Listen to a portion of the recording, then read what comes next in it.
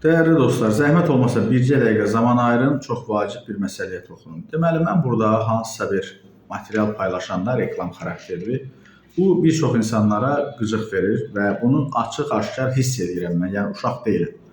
Və 5 ildir bu platformada sizə gün ərzində bəzən 5, bəzən 10, bəzən 20 informasiya təqdim eləmişəm.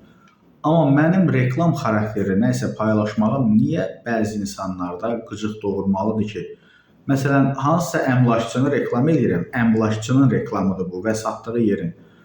Halbuki orada səsləndirilən nömrə də həmin əmlakçınındır. Yazır, maklersən. Birincisi, makler, əmlakçı çox gözəl bir peşədir, vicdanla işləsən. İkincisi, reklam elə jurnalistin işidir. Sənin işin deyil, sən 3 sinif qutarmışsan, boynun da birisən. Mənə o irad tutandan danışıram, ha. Elə reklam jurnalistin işidir də, dövlət televiziyasında belə reklam gedir. İndi mən yəni hər dəfə bu mövzuya məcbur toxunmağa, belə deyək, vadar edirsiniz deyə toxunuram, ha. İndi yaxşı, mən ilin 12 ayı ancaq sənə quru-quru xəbərlər oxuyum. Sonra siz xoşlayırsınız ki, kimisə tərifləyəsiniz, hə, səndən yoxdur, o adam acından ölər.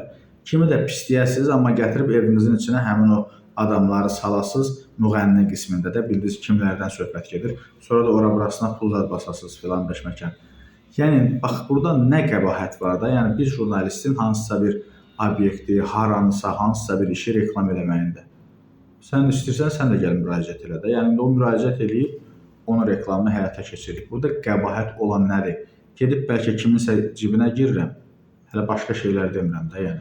Sən həftənin 7 günün çayxanada onun bunun gəlirini sayanda, mən də şənbə bazarımı həsr edirəm.